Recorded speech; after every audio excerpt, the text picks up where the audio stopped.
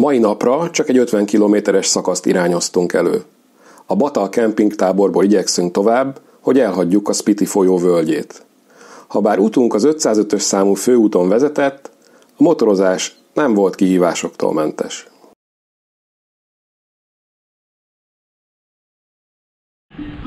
Na hát jó reggelt mindenkinek! Szép napra ébredtünk, gyönyörűen süt a nap. Itt tanultunk ebben a sátortáborban. Ugye a vacsorát azt láttátok, nagyon kellemes volt, utána még meginvitáltak bennünket a tűzhely mellé, ahol a mosóvizet melegítették. Körbeültük a meleget, melegítettük magunkat, aztán bebújtunk a sátrunkba. Én nagyon be vagyok öltözve, de többiek is. Tehát aláöltöző van alattam, melegítő, itt 2 póló, meg egy pulóver, meg sapka. Sőt, amikor lefeküdtem, még kesztyű is volt rajtam. Aztán bebújtunk a nagyon vastag paplan alá, és olyan kellemes meleg volt, egy idő után a kesztyűt is levettem. Nagyon jót aludtunk, szó szerint meleg volt, egyáltalán nem fáztunk. Ami probléma volt, hogy nagyon kemény volt az ágy. Tehát itt valahogy mindig kemények az ágyak. Mint hogyha egy deszkán aludnál. Pedig ilyen matrac van rárakva a deszkára, körülbelül ilyen vastag. De érdekes, hogy maga a csontjaim, ahogy nyomódnak a deszkához, az fáj. De maga a derekkam, ami például otthon szokott fájni, az egyáltalán nem. Közben meghozták a reggelit. Az indiai tea. Teljes tea. Hello, good morning. Most kicsit jobbak a fényviszonyok, mint tegnap. És ilyen rántottába tekert tosztkenyeret fogunk enni. Hát jó étvágyat! Arra felé fogunk tovább menni, ahol azok a szép havas hegycsúcsok vannak. Egyetlen egy baj van ezzel. Nagyon erőteljesen folyik le a víz a hegyekből. Van egy-két ilyen kisebb vizes átfolyás, azon most már elég ügyesen át tudunk menni. De azt mondják, hogy ezen az útvonalon körülbelül 50 kilométer lesz itt. Ezen 3-4-5 ilyen igazán komoly vízátkelésen kell átmennünk. Úgyhogy én megmondom őszintén, én attól eléggé félek. Úgyhogy nem tudom, hogy ezt hogy oldjuk meg. Álmodni azt álmodtam, hogy valahogy elkeveredtem a repülőtérre, és hazamentem, és feladtam a túrát.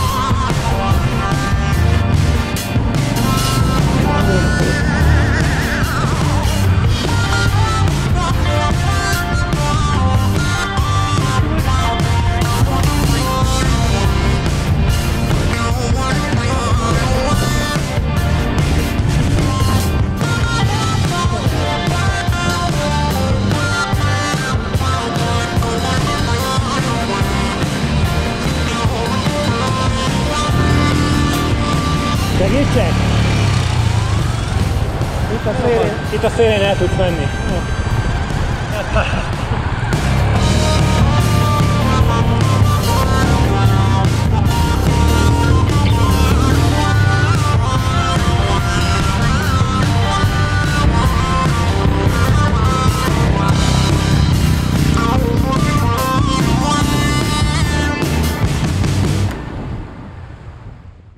Van egy újabb bejelentkezés. Állunk az útszélen. Sajnos a motorom nem megy sehova. Most éppen szerelőre várunk. És azért nem megy sehova, mert vizet kapott a motor. Hogy miért kapott vizet?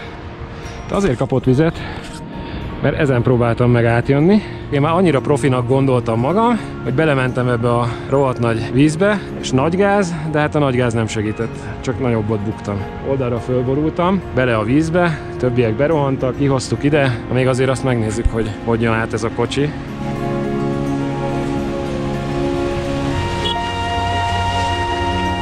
Kiráncigáltuk ide a motoromat, és már nagyjából ki van szárítva, vagy ez itt ki lett pakolva, ebbe idáig állt a víz, és már nagyjából ki van szárítva. A legnagyobb értékem az a tegnap előtt frissen vásárolt WC papír, az annyi, sőt az is, ami még otthonról hoztam, úgyhogy most WC papír nélkül vagyok. De a Gabi nagyon rendes, az indiai túravezetőnk azt mondta, hogy majd ad. Úgyhogy itt vannak kiterítve a ruhák, száradnak, és most éppen arra várunk, ugyanis ugyanezt történt ezzel a másik motorral is, de nekik egy ilyen szervezett túrájuk van, és van egy ilyen backup teherautójuk, amelyik majd jön rövidesen, és megnézi majd az én motoromat is. Na, úgyhogy bízok abban, hogy ez a szerelő meg tudja csinálni. Ha nem tudja megcsinálni, akkor gáz van, mert akkor az a megoldás, hogy telefonálni kell a Royal Enfield Road Assistance-nek, viszont ezen a környéken sehol nincs térerő. Ha elmegyek egy 10-20 kilométert arra tovább, akkor ott is csak egy másik szolgáltatónak van szolgáltatása, úgyhogy ott be kell pofátlankodni egy boltba, és segítséget kell kérni, hogy hat telefonáljunk. És képzeljétek el, hogy láttátok a videókon, hogy ma mennyit szoptunk, de hogy azok voltak a legnagyobb víz átfolyások. Ez lett volna a legutolsó, ami tulajdonképpen nem is vízátfolyás, hanem egy ilyen tó alakult itt ki. Lett volna ott egy tábla, hogy vigyázzatok, akkor óvatosan mentünk volna. Sőt, én még néztem is azt az oldalsó járatot, de hát már nagy volt a mellényem, hogy én már rohadt jól tudok vízen átkelni, és nem sikerült. Na, itt vagyunk a szervizbe, elkezdték leengedni az olajat, vagy legalábbis valamit ilyen olajnak tűnő valamit. Hát így néz ki a vizes olaj. Gyerekek, megpróbálom gyorsan összefoglalni a mai napot. Ugye ott tartottunk, hogy fölborultam a motorral bele a vízbe, fölültem a Gabi motorjára, és elindultam kifelé a völgyből, mert úgy hallottam, hogy arrébb van térerő. 8-9 kilométert kellett motorozni, vízátfolyások, tehát ez a szokásos, borzasztó útviszonyok mellett. Elértem egy ilyen kis kajádához, szerencsére volt ott egy társaság, és az egyik srác mondta, hogy ha kimegyek ott a mellettük lévő kis domboldalnak a tetején, amin van egy zászló, és a mérlegállásba kiállok, akkor van egyes térerő. És odaadta a saját telefonját, megmondta a titkos kódját, hogyha netán lelokkolódna a telefon.